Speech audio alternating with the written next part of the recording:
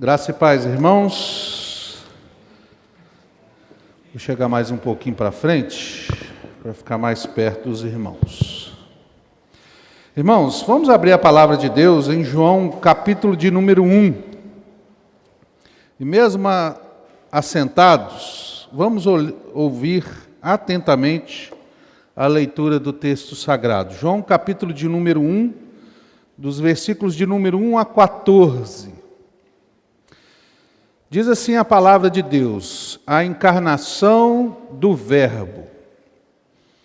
No princípio era o Verbo, e o Verbo estava com Deus, e o Verbo era Deus.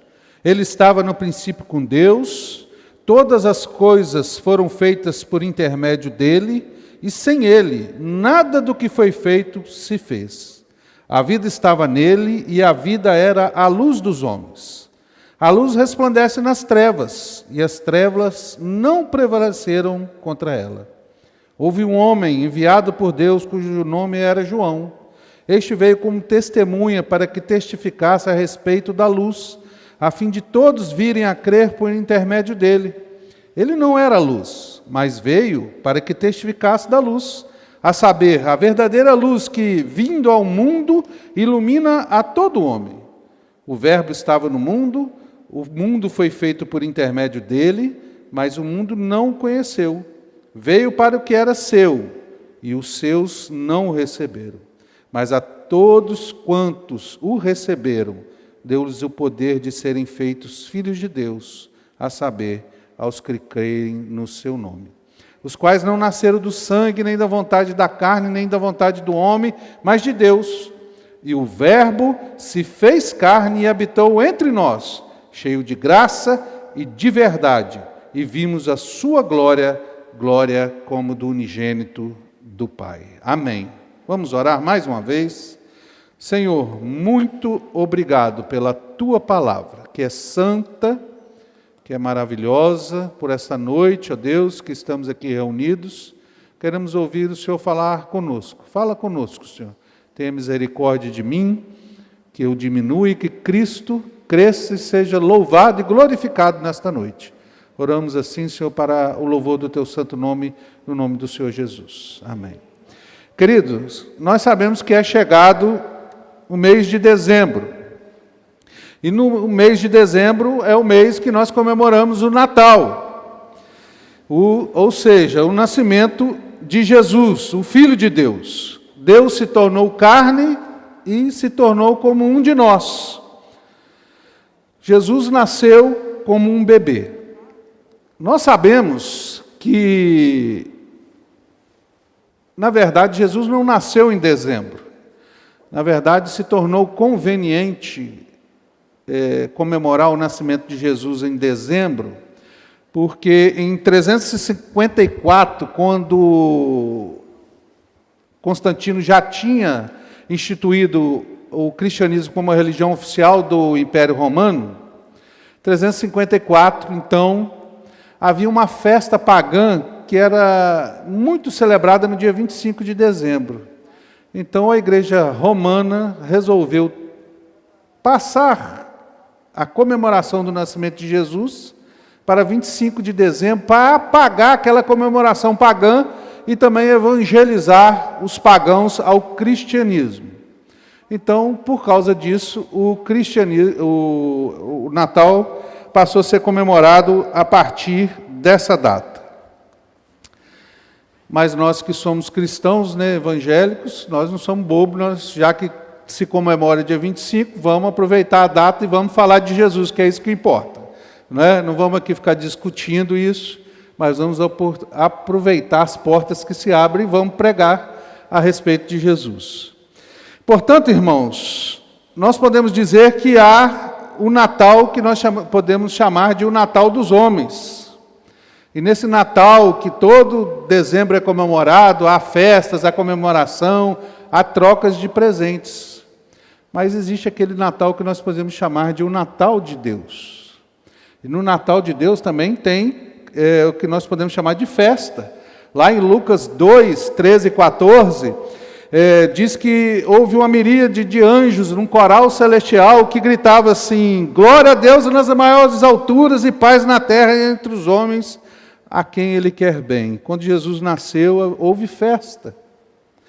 Há também comemoração, lá em Lucas 2, 10 e 11, diz que um anjo apareceu e disse assim: não temais, eis que vos trago boa nova de grande alegria, que o será para todo o povo, é que hoje vos nasceu na cidade de Davi o Salvador, que é Cristo o Senhor. A festa, a comemoração quando Jesus nasceu. Mas diferente do Natal dos homens, no Natal de Deus não há troca de presentes.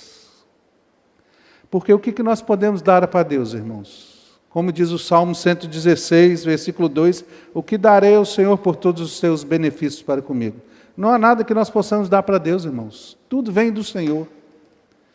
Então, no Natal de Deus, nós temos apenas Deus nos dando o seu presente. E qual é o presente que Ele nos dá? Está em João 3,16. Porque Deus amou o mundo de tal maneira que deu o seu Filho unigênito, para que todo aquele que nele crê não pereça, mas tenha vida eterna. Deus deu, no Natal, o maior presente que a humanidade poderia receber: o seu próprio Filho. Então, queridos, o evangelista João escreve esse evangelho diferente dos outros evangelhos. Nós temos o evangelho de Mateus, Marcos e Lucas, mas esses evangelhos descrevem Jesus mais a natureza humana de Jesus. Aqui João vai descrever mais a natureza espiritual de Jesus. João faz um convite a seus leitores e faz a você nessa noite a subir os degraus em direção ao céu, os degraus da revelação de Deus em direção ao céu, e olhar mais para o alto e ver quem é esse Jesus que nasceu aqui na terra. João faz esse convite a nós. Vamos olhar mais além, mais profundamente. Quem é esse Jesus? O Filho de Deus nasce no mundo. Deus se torna carne e habita entre nós. O que isso significa? O que o Natal de Deus nos revela? O que o Natal, o que o nascimento de Jesus revela ao mundo? Em primeiro lugar, ele vai revelar o Evangelho de Deus. Não feche sua Bíblia. Olha aí os versículos de número 1 a 5. Olha o que diz aí. No princípio era o Verbo, e o Verbo estava com Deus, e o Verbo era Deus. Ele estava no princípio com Deus. Todas as coisas foram feitas por intermédio dele, e sem ele nada do que foi feito se fez. A vida estava nele, e a vida era a luz dos homens. A luz resplandece nas trevas, e as trevas não prevaleceram contra ela. João começa o seu evangelho falando a respeito de um verbo, ou palavra. O que é esse verbo ou palavra? A palavra verbo ou palavra é uma expressão muito peculiar, irmãos, nos textos de João. Nós temos que lembrar, irmãos, que o povo judeu aguardava pela vinda do Messias. E a palavra Messias em caldeu significa a palavra de Deus. Então, João começa aqui falando sobre o verbo, a palavra, porque ele está falando sobre o Messias. E ele vai descrever quem é esse Messias. O Messias era uma pessoa prometida por Deus. O Antigo Testamento, todos os profetas profetizaram a respeito do Messias, que ele viria, que ele nasceria, e centenas de profecias foram dadas para que o povo de Israel identificasse quando ele nascesse. Então, o Messias vem, e nós sabemos que Jesus é o Messias, porque a palavra Cristo é um título. Cristo significa ungido, enviado ou Messias. Então, quando você fala que Jesus é o Cristo, Jesus Cristo está falando que Jesus é o Messias. Então, João está falando aqui de Jesus. Jesus é o verbo ou a palavra de Deus. Jesus é o Messias. E o que ele vai dizer? Por que ele chama Jesus de o verbo ou palavra? Quando nós olhamos para a palavra, irmãos, existe dois tipos de palavra. Existe aquela palavra que nós chamamos de palavra pensada. Você pensa. Você pensou.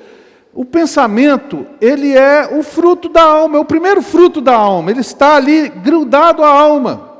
Por isso que, como ele é o primeiro produto da alma, o primeiro fruto da alma, ele vai dizer que Jesus estava desde o princípio com Deus. E ela está ligada à alma, por isso ele vai dizer que ele era Deus. E mais do que isso, através dos pensamentos, todo o corpo é controlado.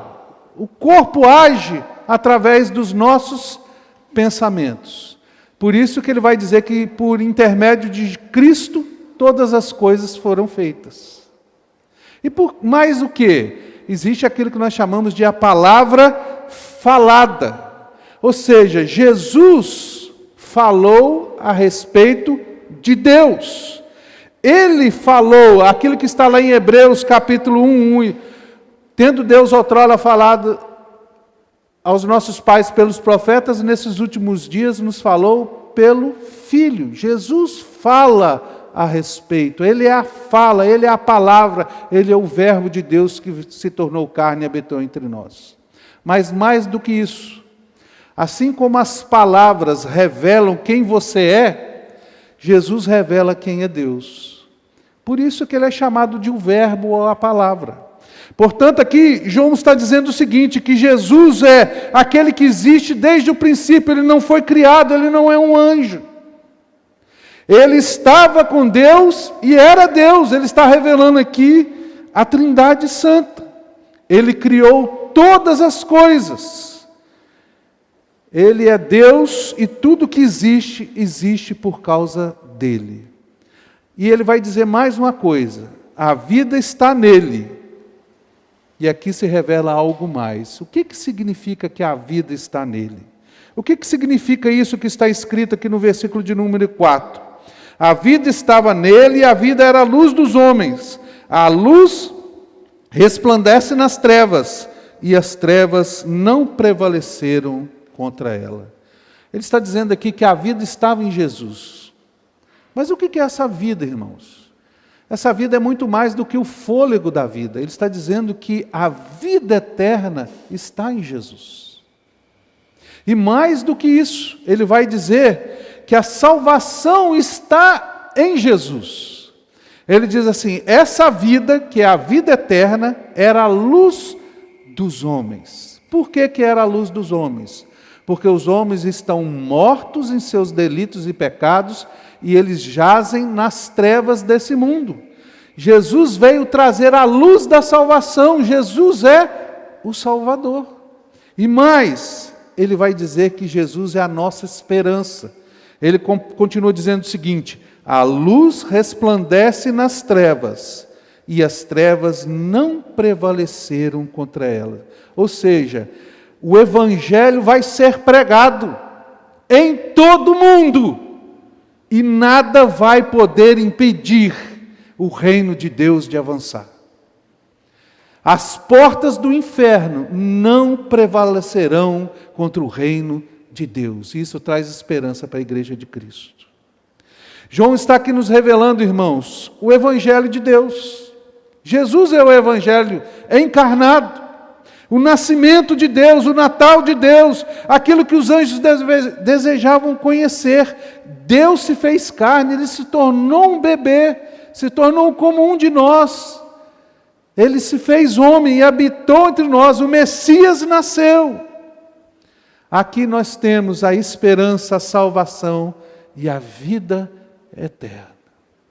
É isso que o nascimento de Cristo nos revela, o Evangelho de Deus, aquilo que estava escondido, que até os anjos desejavam conhecer, é revelado na pessoa do Senhor Jesus Cristo.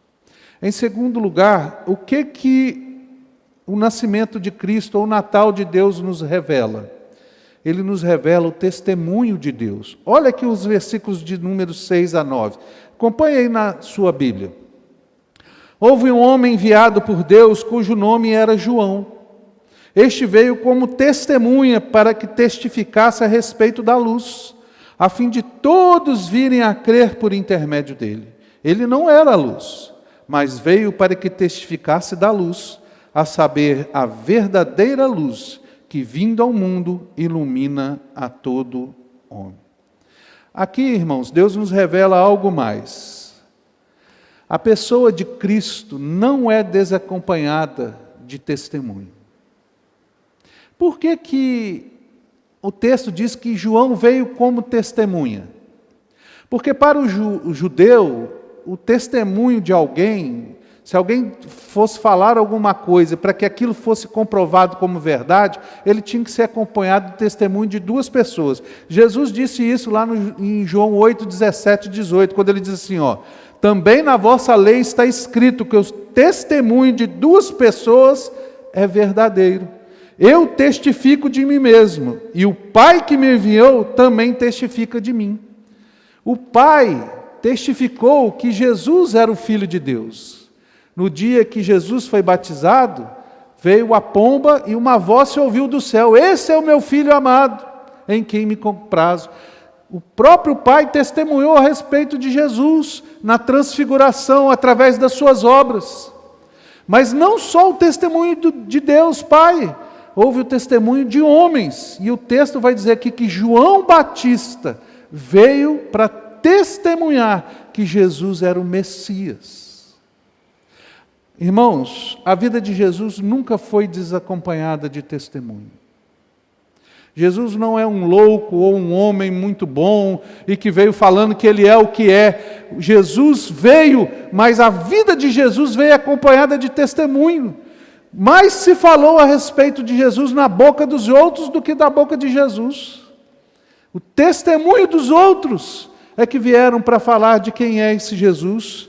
Nós olhamos para o Antigo Testamento e vemos centenas de testemunhos de pessoas dizendo que o Messias haveria de vir, profecias que falavam a respeito dele, falavam que ele nasceria de uma virgem, que ele viria de uma mulher, que ele nasceria em Belém, que ele seria rejeitado, que ele seria morto. Profecias para que quando Jesus viesse, o Messias viesse, o povo de Israel pudesse identificar quem era o Messias. E esse testemunho, irmãos, é importante. Às vezes eu fico vendo os jovens que se deixam levar pelos ateus das faculdades, achando que são grandes sábios. Coitados, eles não sabem nada. Coitado, precisa crescer, precisa aprender muita coisa.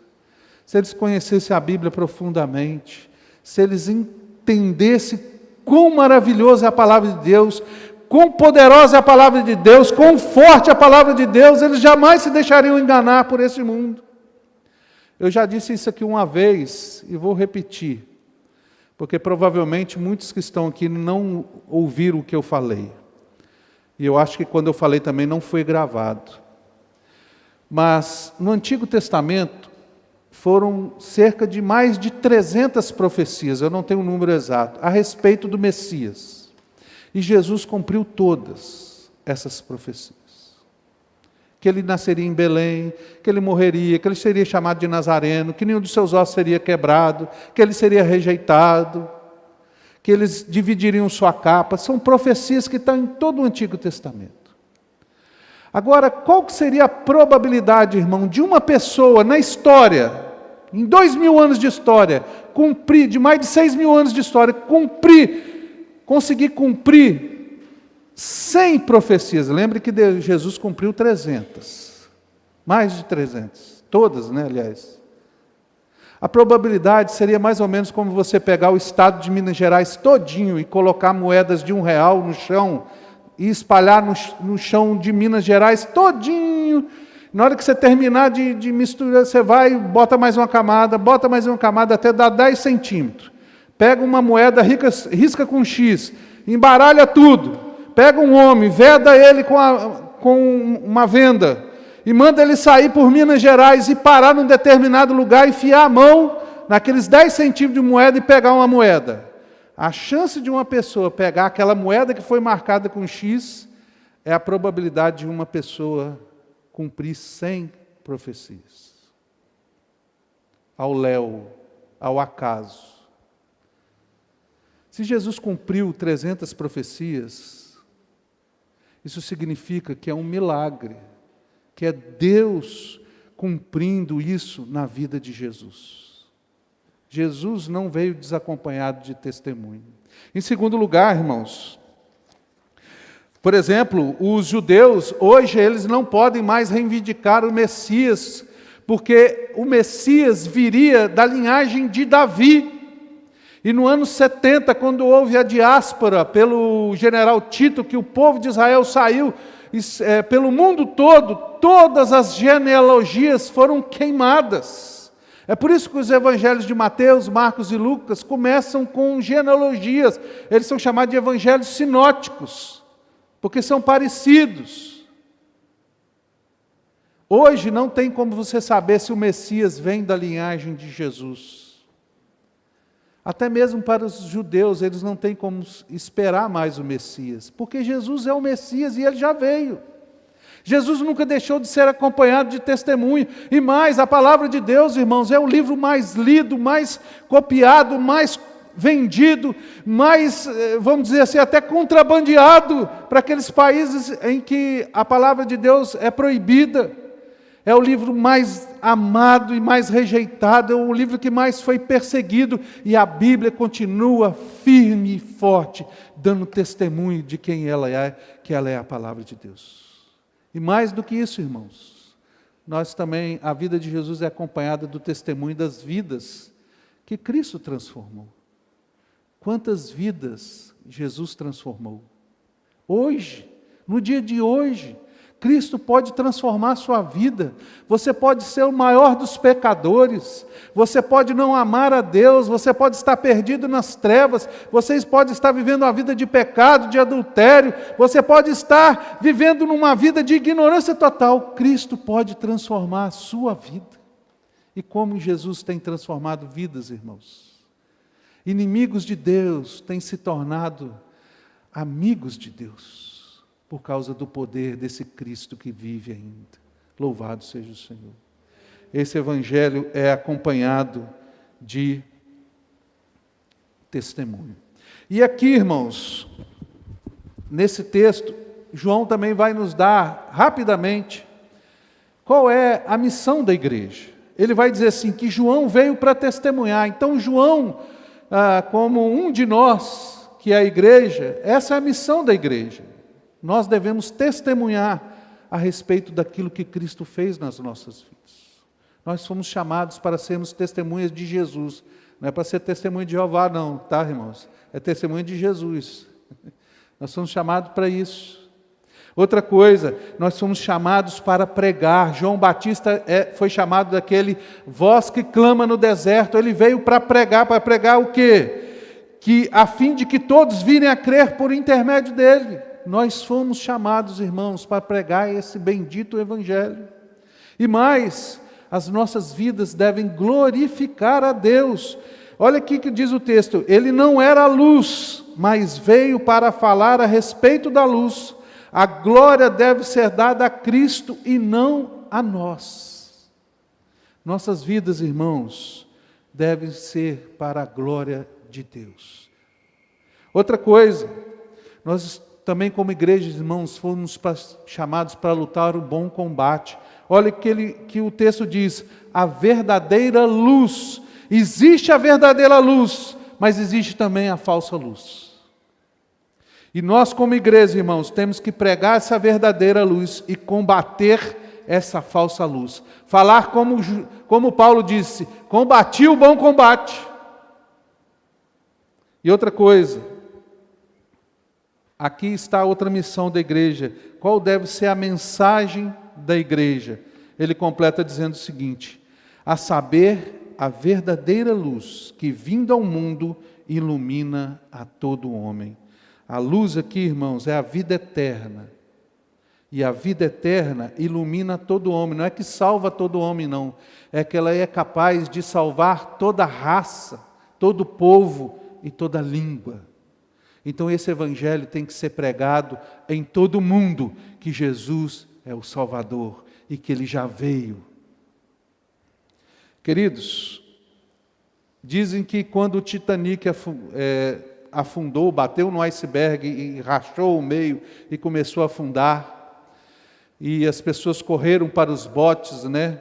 E o Titanic afundou, vocês devem imaginar que era um lugar frio, ermo, escuro, era de noite, um breu total, uma escuridão total, e aquelas pessoas que conseguiram sair do navio estavam em alguns botes, alguns agarrados em alguns resquícios do navio, tentando sobreviver naquela água gelada, aquele frio, aquele vento, sem esperança, num breu total, numa escuridão total, aqueles homens desesperados, mas ainda se agarravam na esperança de que talvez o rádio tenha mandado alguma notícia e que alguém viria salvá-los.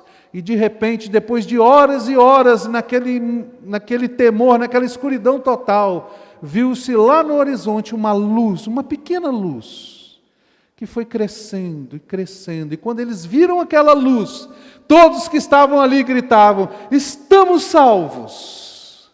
Estamos salvos. É essa a mensagem do Natal de Deus. É a mensagem de João aqui, que a luz veio ao mundo. E essa luz ilumina todo mundo. E ela salva. Essa é a mensagem, irmãos. Queridos, agora a terceira coisa que o Natal de Deus, ou o nascimento de Cristo nos revela. Ele nos revela o poder de Deus. Olha o que está escrito no versículo de número 10 até o versículo de número 13. Acompanhe aí, por favor. O Verbo estava no mundo, o mundo foi feito por intermédio dele, mas o mundo não o conheceu. Veio para o que era seu e os seus não o receberam. Mas a todos quanto o receberam, deu-lhes o poder de serem feitos filhos de Deus, a saber, aos que creem no seu nome, os quais não nasceram do sangue, nem da vontade da carne, nem da vontade do homem, mas de Deus. Queridos, aqui nós temos algumas verdades essenciais. Primeira coisa que nós temos aqui, que nós podemos ver aqui, é a ira de Deus. Olha o que o texto diz: o Verbo estava no mundo, ou Jesus estava no mundo, ele veio aqui, ele nasceu. O mundo foi feito por intermédio dele, mas o mundo não o conheceu. Veio para o que era seu, e os seus não o receberam. Olha que coisa interessante, irmãos. Jesus fez todas as coisas. Jesus fez os céus, Jesus fez a terra, Jesus fez as aves, Jesus fez as árvores, Jesus fez as estrelas, Jesus fez o sol, mas Jesus também fez a mim, fez a você. De maneira que, se eu respiro, é porque a minha respiração me mantenha vivo, para que eu possa louvar e glorificar ao Senhor Jesus. Se Jesus me concedeu uma mente maravilhosa, capaz de realizar cálculos, de pensar, de meditar, essa mente tem que viver para a glória de Deus, para glorificar a Jesus, para pensar a respeito dEle, para meditar a respeito dEle. E se Jesus me deu vida, me deu forças, essas forças que eu tenho têm que ser para trabalhar para Ele, para realizar a obra que Ele me chamou. Agora você imagina, irmãos, Jesus nos fez e fez a humanidade, e o que os homens fizeram? Eles rejeitam a Cristo, rejeitam o Criador, zombam dEle, tratam Ele com desdém. Será que Jesus não tem motivo de estar irado contra os homens? Deus tem nos dado tudo. Irmãos, você já pensou, queridos? Outro dia eu estava vendo um documentário lá em Marte. Você já pensou se nós tivéssemos nascido em Marte? Lá não tem um pé de árvore. O que a gente ia comer? Olha que coisa maravilhosa. Deus não só nos colocou num planeta maravilhoso, que tem água, e nos deu comida. E essa comida ainda vem embalada. Não apodrece. Tem tempo de validade. Olha que coisa maravilhosa, irmãos. Como Deus é bom. Agora, irmãos, outra coisa que aqui é revelado é o poder de Deus na salvação do homem. Olha o que diz aqui no versículo 12. Mas a todos quanto receberam, deu-lhes o poder de serem feitos filhos de Deus, a saber, aos que creem no seu nome, os quais não nasceram do sangue, nem da vontade da carne, nem da vontade do homem, mas de Deus. O texto aqui vai nos dizer, irmãos, que Jesus veio, que o povo de Israel rejeitou Jesus como Messias. E por isso que o Evangelho veio para todos os homens, em todas as raças e todas as línguas. E aqueles que rejeitaram a Ele, rejeitaram. Mas aqueles que creram em Jesus, Deus fez algo maravilhoso. Deu-lhes o poder de serem feitos filhos de Deus. Irmãos, o texto está dizendo claramente que o ser humano é criatura de Deus. Eu sou criatura de Deus. Você é criatura de Deus. Nós não somos filhos de Deus. Nós somos criatura de Deus. Mas em Cristo, nós podemos nos tornar filhos de Deus. Oh, glória! Irmãos, essa é a maior mensagem que alguém pode ouvir. Agora, para que isso aconteça, é necessário não só o direito, porque o poder aqui significa o direito de sermos filhos de Deus, mas o poder que vem de Deus, de regenerar o homem. Por isso que lá em Romanos 1,16, o Evangelho é chamado de o poder de Deus. Lá Paulo vai dizer assim: pois não me envergonho do Evangelho, porque é o poder de Deus para a salvação de todo aquele que crê, primeiro do judeu e também do grego. A regeneração, o novo nascimento, a salvação é algo que vem do poder de Deus. E esse poder, irmãos, na Bíblia é o mesmo poder que Deus usou para criar tudo. Você já parou para pensar nisso? O poder que Deus usou para criar a terra, para criar as plantas, as águas, as estrelas e o sol, é o mesmo poder que Deus usa para fazer que um pecador nasça de novo. E agora eu quero que você preste atenção numa coisinha aqui, rapidamente, só para você entender que às vezes a gente não tem a dimensão do que significa esse poder de Deus. A Bíblia conta que Jesus transformou água em vinho, não é? Lá nas bodas de Caná. Você sabe qual é a quantidade de energia que seria necessário para transformar a água em vinho? A energia necessária para transformar a água em vinho é a energia equivalente a 200 milhões de sóis. Aí você fala assim, 200 milhões de sol? Mas vamos ver lá, quanto que o sol produz de energia? O sol produz, em 1 segundo, 43 trilhões de megaton de energia. Em 1 segundo. Agora vamos piorar mais as coisas? Quanto que é 1 megaton? 1 megaton, ele produz 43 trilhões por segundo. 1 megaton é 1 milhão de toneladas de dinamite. Não é 1 milhão de dinamite não, irmãos. É 1 milhão de toneladas de dinamite. Agora vocês vão dormir com essa conta na cabeça aí. O quanto de energia que Deus gasta, irmãos, para fazer um homem nascer de novo e regenerar o Deus. E esse poder, irmãos, está em Deus. E Ele passou isso para a sua igreja, porque Jesus disse assim, foi-me dado todo o poder nos céus e na terra. Por isso que Ele comissiona a sua igreja. Ide por todo mundo e pregai o Evangelho, porque nós não temos poder de transformar um homem, mas Jesus tem. Que coisa maravilhosa, irmãos. Então João nos informa outra coisa, que essa salvação é pela fé, a saber, aos que creem no seu nome. É pela fé, irmãos, não é por obras, não é pela sua vontade, não é pela igreja, não é porque você é filho de crente, mas é pela fé. E Cristo está chamando você nessa noite a crer nele. É pela fé, é depositar sua confiança nele.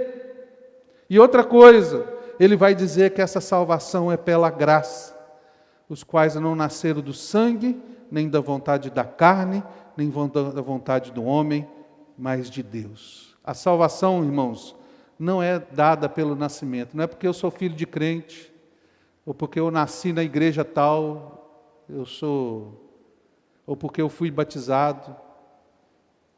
Ela não é não nasceu da vontade da carne, ou seja, não é das boas obras, nem da vontade do homem. Eu vou me salvar pelas minhas boas obras, também não. Mas é de Deus, é graça. E Deus convida os homens a aceitar essa graça. A graça de Deus, irmãos, pela fé, é semelhante a um mendigo que não tem nada, e Deus estende um prato de comida para ele. Ele não tem o que fazer, ele só pega. Nada dele é meritório, não há mérito, não há nada, é graça de Deus. Em quarto lugar, irmãos, o que o Natal de Deus nos revela? Ela nos revela a glória do Filho de Deus. Olha o que diz aqui: e o Verbo se fez carne e habitou entre nós, cheio de graça e de verdade, vimos a sua glória, glória como do unigênito do Pai. Aqui nós temos algo grandioso, irmãos, no Evangelho. O Verbo de Deus se fez carne e habitou entre nós. O que significa isso, irmãos? Deus está revelando que Ele tem um Filho. E que esse Filho é Deus de Deus. É Deus como Deus. E que, mais do que isso, vai mostrar que o verdadeiro Deus é o Deus Trino. É a Trindade Santa. Deus Pai, Deus Filho e Deus Espírito Santo. Porque a encarnação de Deus só é possível se Deus for um Deus Trino. Porque Deus já não poderia se tornar carne sem deixar de ser Deus, se não fosse um Deus trino. Quando o Filho se tornou carne, Deus continuou sendo Deus, e ao mesmo tempo homem. E aqui nós temos a revelação de que o Deus que nós servimos, o verdadeiro Deus, é o Deus trino. Queridos, agora pare para pensar.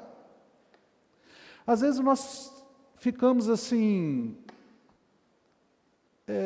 não damos tanta importância à revelação de Deus, ou não damos tanta importância ao Natal, ou não damos tanta importância do nascimento de Jesus. Mas se você parar para pensar, se Deus não resolve se revelar aos homens, o que seria de nós? A palavra revelar significa abrir as cortinas, mostrar o que está oculto atrás. A palavra de Deus diz que os nossos pecados fazem separação entre nós e Deus, então havia uma barreira.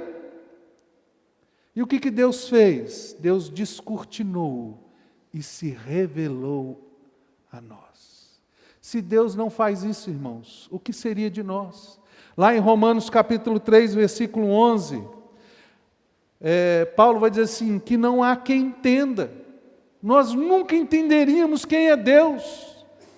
E mais, diz que não há quem busque a Deus.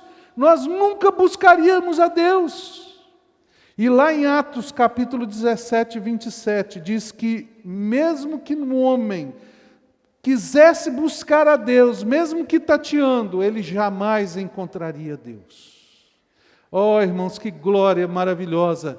Foi Deus que tomou a iniciativa de se revelar. E se não fosse essa revelação de Deus, nós estaríamos perdidos. Nós não saberíamos quem é Deus, nós jamais encontraríamos Deus.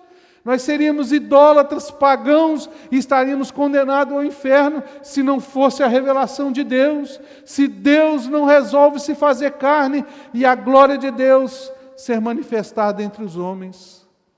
Por isso que o Natal de Deus, irmãos, tem que ser bendito, glorificado, exaltado e louvado por todos nós. Nós estaríamos perdidos.